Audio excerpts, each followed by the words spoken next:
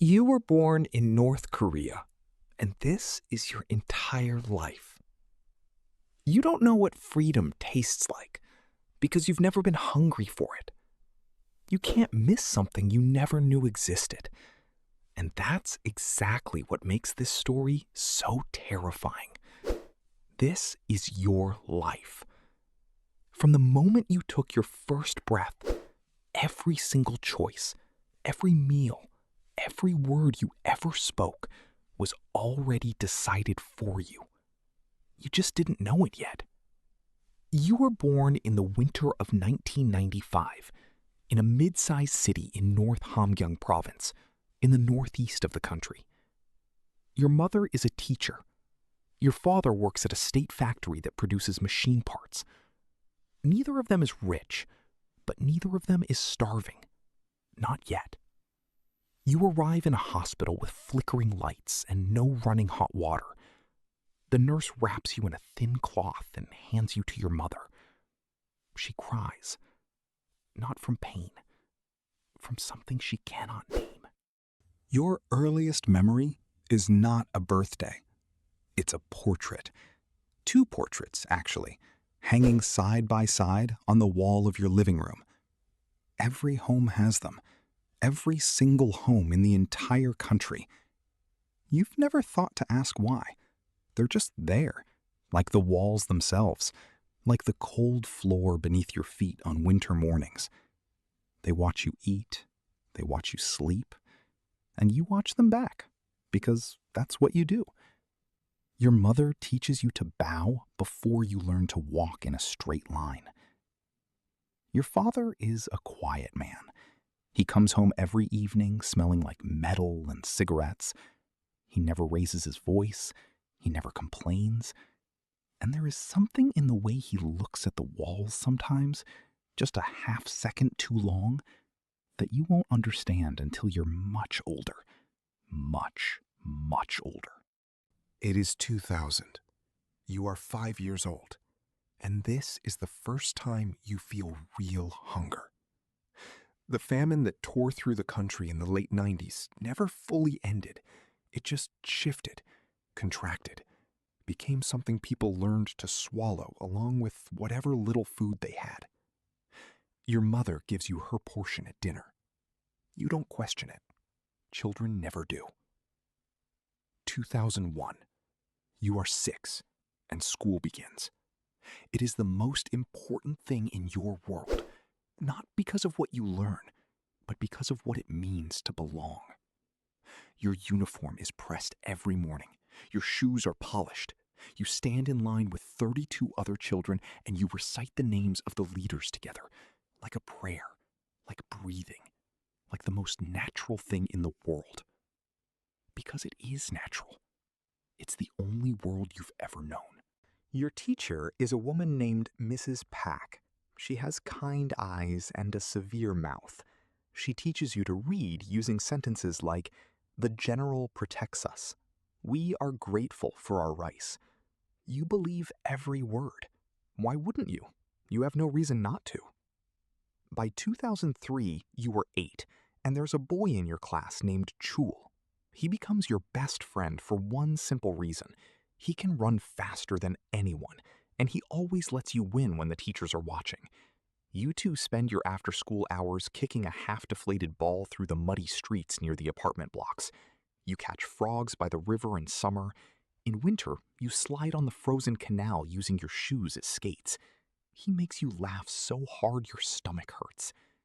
You don't know yet that Chul's family is being watched. 2005.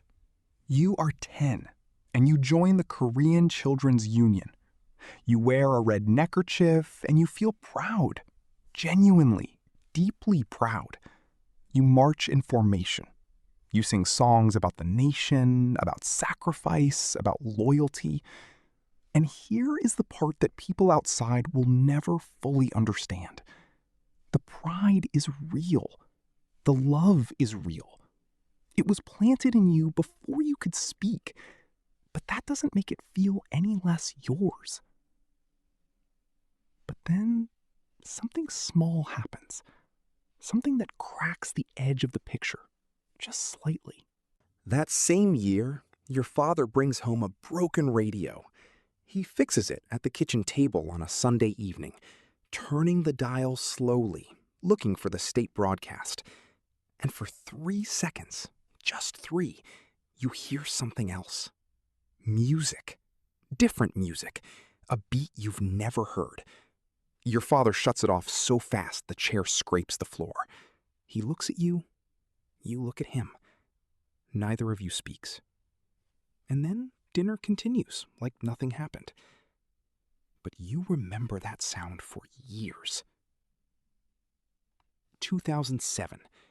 You're 12, and middle school is where things start to separate. The children with good songbun, the inherited class status based on your family's loyalty to the regime, get better seats, better teachers, better futures. You're in the middle. Not elite, not punished. Middle. It's the most invisible place to be. You study hard, not because you love learning, though you do, but because in this system, grades are survival. Every test result is filed. Every teacher's note is recorded. You are being evaluated constantly, not just on what you know, but on who you are, who your parents are, whether you sit up straight when the announcements play. 2009. You are 14, and one afternoon at the public market, you see something you were never supposed to see. A man is being dragged by 2 soldiers through the main street. He is not fighting. He is not screaming. He is simply limp, his shoes dragging lines in the dust. The crowd parts silently. No one looks directly. No one says anything. You look at your mother, who grips your wrist and pulls you in the opposite direction without a single word. That night, you ask her what the man did. She tells you to sleep, but you don't sleep for a long time. 2012. You are 17, and something enters your neighborhood that will quietly change everything, though you won't realize it until much later. A neighbor, a woman your mother's age, dies of a sudden illness. When her family clears out her home, they leave a box of objects near the building entrance for anyone to take. Inside the box, buried under old clothes, is a small plastic device that someone, somehow, smuggled in from the Chinese border, a USB drive. It takes you months to find a way to watch what's on it. You borrow a friend's laptop. His father works in the military and owns one. And late at night, with the volume at nearly 0, you watch something called a South Korean drama. It's a love story. Ordinary people in ordinary apartments arguing about ordinary things. They drink coffee from paper cups. They use phones that fit in their pockets. They say what they think out loud without checking who's listening. You watch all 11 episodes in 3 nights, and when it's over, you sit in the dark for a very long time.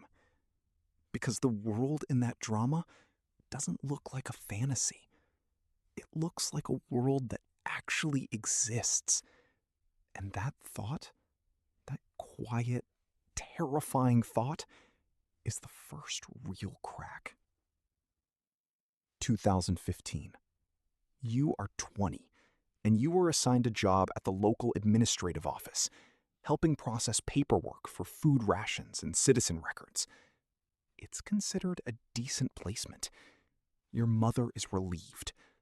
Your father says nothing, but he puts his hand on your shoulder when you get the news, and that says more than words. The job is tedious and precise. Every number matters. Every name matters. One afternoon, you're sorting through old files, boxes from decades before your birth, and you find a record with your grandfather's name on it. You've never met him. Your parents said he died when your father was young. But this record says something different. It says he was relocated in 1971 to a place you've heard whispered about, but never spoken aloud. You close the folder. You return it to the box. You finish your shift. You go home. You eat dinner. You say nothing. But now you carry a question that won't stop burning. 2018. You are 23 when you meet a young woman named Ji Yun at a state-organized community event. She is sharp and funny in exactly the way that people who are paying very close attention to their surroundings tend to be. You fall in love slowly, like ice melting. Not a dramatic moment, just a gradual warmth that you don't notice until you're already changed by it. She knows about the USB drive. You never told her, but somehow she knows. And one evening, walking along the river after dark, she tells you that her older brother tried to cross the border 2 years ago, in 2016. She says it without crying. She says it in the flat, careful voice of someone who learned a long time ago that grief is a private thing. He didn't make it. That's all she says. He didn't make it. And you hold her hand and you feel the weight of everything you've never been allowed to say pressing against the inside of your chest like a fist. 2020. The world beyond your borders is going through something enormous. You catch fragments, whispers, numbers that don't make sense. But inside North Korea, the walls go up even higher. The borders, already nearly impossible to cross, are sealed tighter than anyone can remember. And that's when you understand, in a way you never did before, exactly how small your world is. Here is where your life pivots on a single point. Because in 2020, at 25, someone offers you a choice. It comes through a distant contact, someone who knows a guide. A route north, then through China. Dangerous, expensive, no guarantees. People have died. People have been caught and sent somewhere they never returned from. But also, people have made it. You have Ji Yun. You have your parents who are aging and who you cannot bring with you. You have a job, a country, a language, an identity that is entirely built from this place. You don't know how to be a person anywhere else. You also have that question about your grandfather. You have 11 episodes of a drama that showed you coffee cups and people speaking freely. You have 3 seconds of strange music from a broken radio in 2005 when you were 10 years old. And you have Chol, who disappeared from your life in 2013 at 18 when his family was relocated without warning, without goodbye, without explanation. The night before you make your decision, you walk past the apartment building you grew up in. You look up at the window of your old room. The light is off. The portraits are still there, somewhere inside, in the dark, watching an empty room. You stand there for a long time. You don't hate this place. That's the thing no one on the outside will ever quite believe. You don't feel like a prisoner who finally sees the door. You feel like someone who loves a version of a story and has just been handed a page that might change the whole ending. Whatever you choose, to stay or to go, you will carry this place with you forever. In the way you bow without thinking, in the way you lower your voice in public, in the way you listen for silences in conversations and know exactly what they mean. You were born in 1995 into a world that was handed to you complete, with no edges, no questions, no outside. 25 years passed, and the bravest thing you ever did, maybe the only truly free thing you ever did, was decide to wonder. What happens next is yours to decide. But whatever it is, it's already the most human thing you've ever done. If you want to learn more about other countries, subscribe to the channel and leave a comment about which country you want the next video to be about.